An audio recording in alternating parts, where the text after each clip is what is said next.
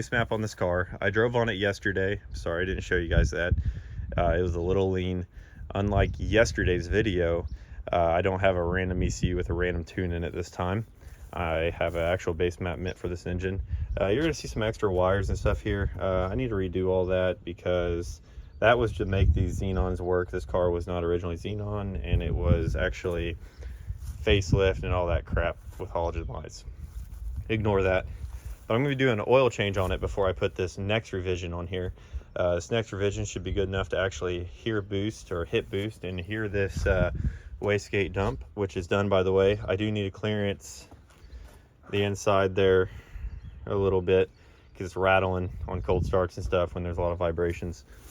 And I'm going to be using Rotella T6 and man oil filter, of course. Also, when you're on FCPRO and everything and you're really close to that free shipping mark for $50, just buy some filters because you know you're going to use them, and it's not really a waste of money, especially if you're me and you have to change your oil right after fresh rebuilds. You always want to have filters on hand. I'm going to go ahead and get the valve cover off and drain the oil and do all that. And I need to fix a leak on the turbo drain. I'm pretty sure it's that flange drain on the bottom of the turbo. All right, ignore my welds. I MIG weld everything here at home. My TIG welder sucks. So they work though. I'm very backyard mechanic, so you got to remember that. But I got a leak like right here. It might be from this hose clamp. I know that's probably the issue. So I'm going to have to address that once all the oil's out of here. And I have a clean drain pan. I'm going to go ahead and drain this oil. See what my oil looks like. Yes, this is very nerve-wracking. There's going to be metal in it. There's supposed to. It's a brand new engine. Everything's new. First, I hope there's oil in it because, yeah, there is. Okay. Still looks good. Has like 2 miles on it, so it should still look good. But if I had a magnet and put it up against there right now, I probably wouldn't be as happy. So I'm gonna let that drain and look at that a little closer. And then I'm gonna put new oil in it and torque the head studs. Valve cover jobs are real easy, you know, until you get to that one there and you actually have to use like ancient technology, like a ratchet. You know, that kind of sucks. Thank you, BMW. Most of you guys probably know this, but to torque your head studs or to retorque them, you can get to all your studs right through these little slots. And the cams are slotted. You just got to put the cams at top dead center and you can get to all of them. Most of them were already to spec still. A couple back here and one up here I felt turned maybe a quarter turn or if that before it clicked, but we are good to go. All right, so here's the oil. Here and there it has some little sparkles in it. That's normal. I mean, it's what you want. You know you're getting out of the engine because a fresh engine with new bearings, new everything, machine work, you're going to get some metal in the oil. There's no like chunks or anything. I don't know if I can really find any to show you guys, but thank God, you know, it doesn't look like a milkshake. If you get oil out of your engine, especially like your M54, and it looks like a milkshake, that does not bring all the boys to the yard. You know, that's not the milkshake they're talking about. So thank God. I think we're clear here. I'm gonna go and put oil in it.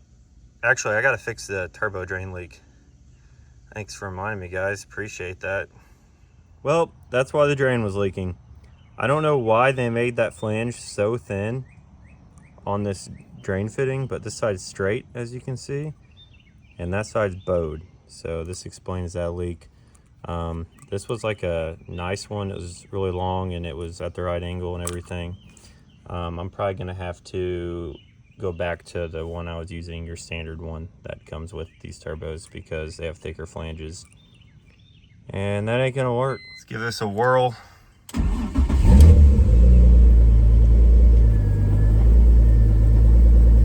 Not too bad. That was a cold start. This is showing a little warm because it's like 80 something outside. So I mean, the block is already a little warm because of outside temperature. AFRs are looking good for a cold start. Hopefully here, once the lambda sensor heats up, it will chase 14.7. It looks like it's already on its way there, hopefully. All right, so I got the tune dialed. I don't, but Jules does. He did a great job. We did it within about 5 revisions, which is awesome. And it idles at 14.7 fine. Wide open throttle is great. I'm gonna go out and hit about 10 psi probably. That's what I'm aiming for, 10 or 11, and then I'm gonna turn it up to about 13 or 14. That's where I'm staying for now. This engine is built for way more than that. I'm hoping to do around 17 or 18 pounds on 93 because it is a lower compression, but I could go way further on E85. I could probably shoot for 27 or whatever. I don't really plan on doing that though, because the 85 isn't close to me anymore. It used to be. Maybe one day I'll do it for a video or do it for a dyno. But right now we're gonna see what 10 psi looks like and what 13 psi looks like.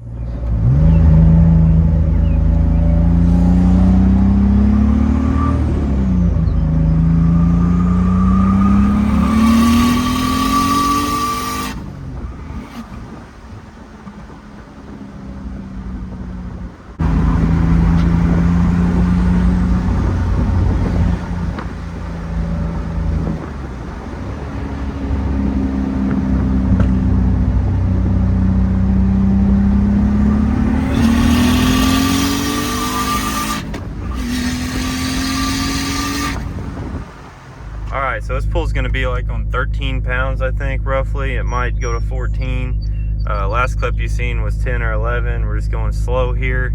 I'm kind of scared because, this motor doesn't have a lot of miles on it, but we'll take it easy in first.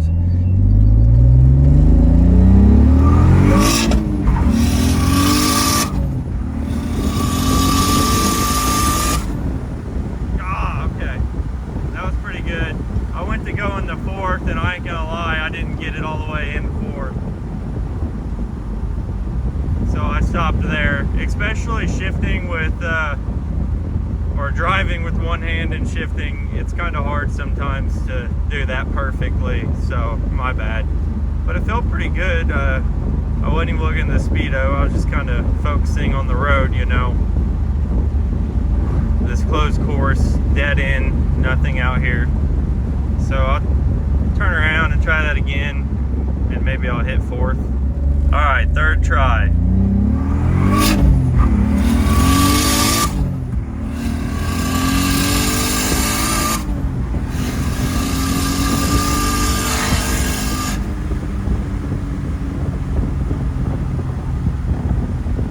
Still kind of being a baby when it comes to going to the floor. The engine's just too fresh, and I'm kind of damaged a little bit from losing motors, or engines. That'll do for now. I'm not gonna chance my luck, but it feels pretty good for where I'm at right now. All right, from those last 3 pulls I did, I was saying they'd be on 13 or 14, and here is the peak boost that it hit. 13.2, so that means there is little to no creep. The reason I was even saying 14 was in case I got some creep at the top of fourth or whatever.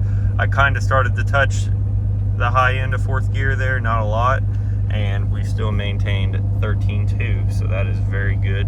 And this boost controller or AFR gauge does all of them. It is SCG1 Innovate. I really like it because you only need 1 gauge unless you're trying to run like fuel pressure and stuff. It does have an RPM input and stuff like that. I just haven't done that yet. I'm gonna go ahead and pop the hood and just show you guys and update you on some stuff here. Hopefully next video I can actually get a cameraman or something, or a camera woman, my wife, and maybe she can get a outside sound. Man, I'm shaking, I'm just real excited. So I'm gonna go ahead and pop the hood and check that out. So here's my hood latch, or whatever you want to call it, my hood lever, pair of Nipix Cobras. Unfortunate things have happened down here. No, not the dead pedal cracking, that's my least of my worries. The cable broke, and there's just a little sliver right there. This is the lining of it, the outline of it. So all you gotta do is, oh gosh, it's not gonna pop at all. Come on, please. Well, maybe it popped. I don't think so, I didn't hear it.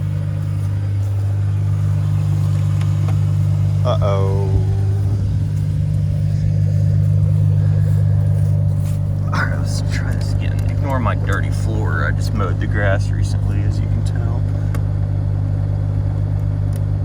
All right, you're probably cringing at this point. Me too, me too. Oh no, oh no. I see the cable, man. Give me that.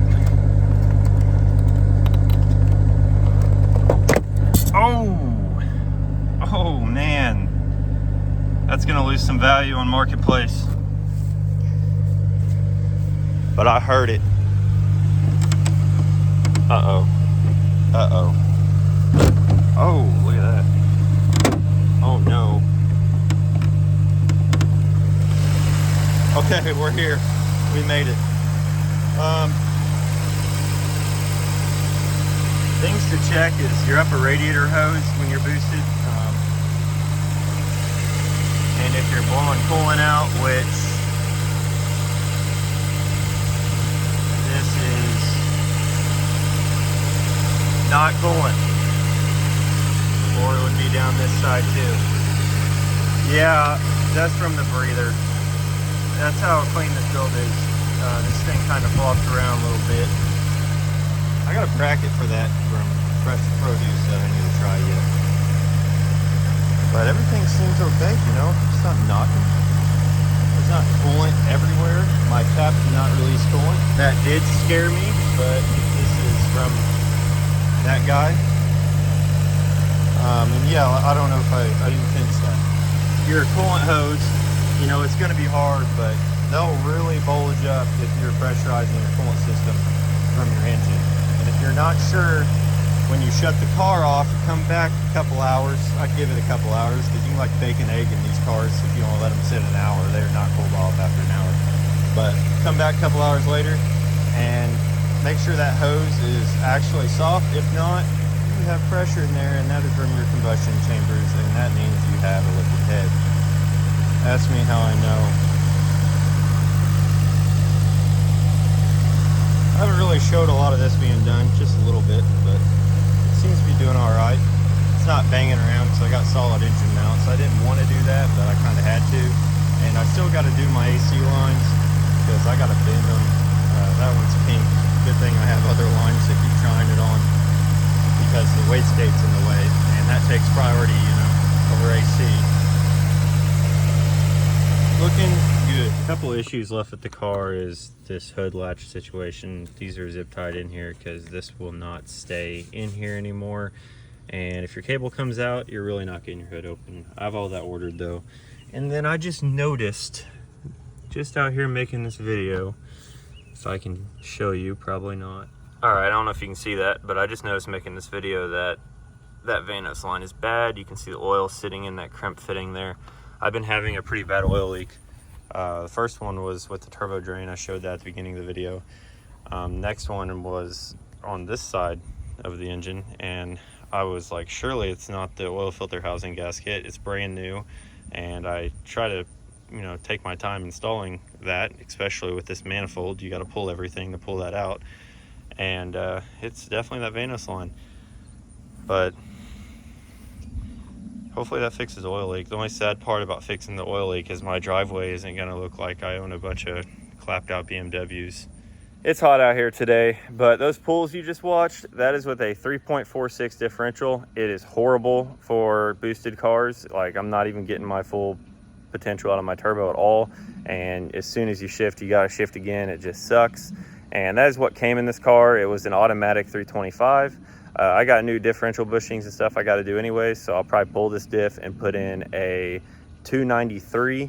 That's what's in my red car, and I have another one laying around, so that'll be going in this car, and it'll be way better, way better. Hopefully it's not feel like laggy like my red car. I'm actually going to show you guys a video of my red car with this same turbo on it, GT35 84 106 exhaust housing, and it was super laggy with the B28. But with this S52, as you can see in the video, it spools up great. It feels great. So I'm super excited. And the longer gears, it should make a huge difference because I'm shifting almost before 60 going into third. And that is just terrible. That is terrible. I just wanted to point that out because people are going to comment about it. And I know. But, you know, I'm just trying to enjoy the car now since it's running.